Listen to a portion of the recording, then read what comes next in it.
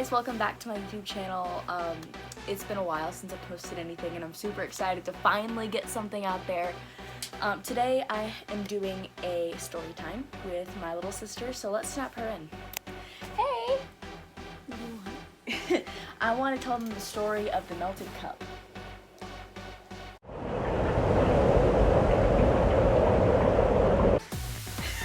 Okay, so this happened a couple nights ago. We were kind of crazy because it was late and we were both tired and we didn't really know what was going on. So, do you want to tell them? I'll probably add in some parts, but... Okay. Well, I'm sitting on the couch and, I've actually, okay, before anything, I've been diagnosed with COVID-19, and I didn't have a lot of symptoms, but I had some back pain, and, now I can't really smell or taste anything, so I couldn't smell this, but...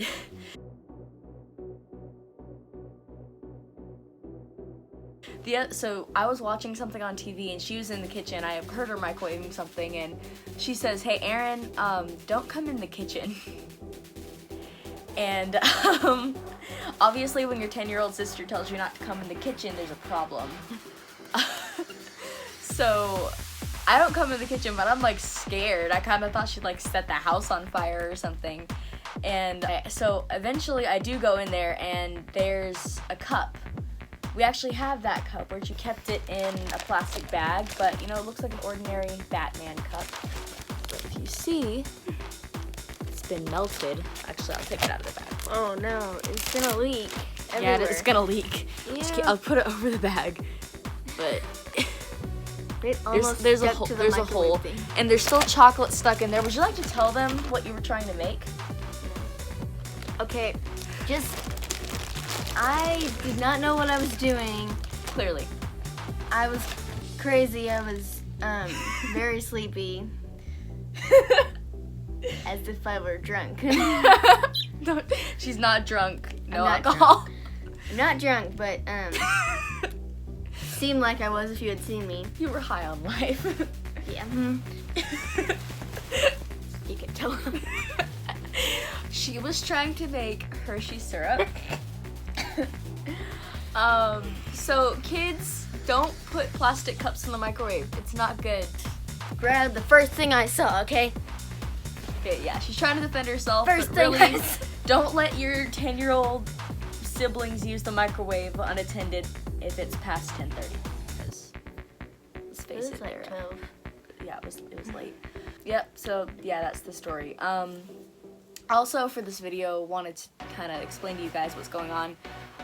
Since I was diagnosed with COVID, I can't train CrossFit, obviously, because I'm not going to the gym. And obviously, I can't train powerlifting if I'm not going to the gym. So, I'll be out until Wednesday, I think. Wednesday or Thursday. And, so it's been kind of rough because I'm going through kind of like withdrawal. Because, like, you know, if you work out a lot and then suddenly you're not doing anything, it's kind of rough. And I think I can speak for Piper when I say that I've been probably a little bit more crabby than normal because I don't have any kind of release for that, so because that's what CrossFit is really, it's a release. So I'm not training and that's a problem. So I'm super excited to get back in the gym next week, and that's where I'm at. I figure I could go ahead and go over some of the goals that I've got this year with you guys. You can leave or you can stay and make fun of me. So I got this kind of as a joke a couple years ago. It's a goals journal. So I've been using it for this is actually my second year. So this is kind of what 2021, I almost said 2020, is gonna be geared towards. So yeah. But there's some CrossFit movements that I'm really trying to hammer this year because I'm not very good at them or I can't do them yet. And you know what, this lighting is bothering me. Can you take these glasses off? Okay, so I'm really trying to get better at gymnastics movements this year. I just recently learned how to do toes to bar. For those of you who don't know, when you do toes to bar, you're hanging from a rig, and you do a kipping movement and use your momentum to take your toes from a like pointed position to touching the bar. So you're kind of like folded in half. I can do those, but I'm not super consistent, and I kind of struggle with them a lot. So that's one of the things I'm going to try to get better at. Things like butterfly pull-ups and things like that is something I want to hammer a lot this year. Another thing, I want to tackle my shoulder pain.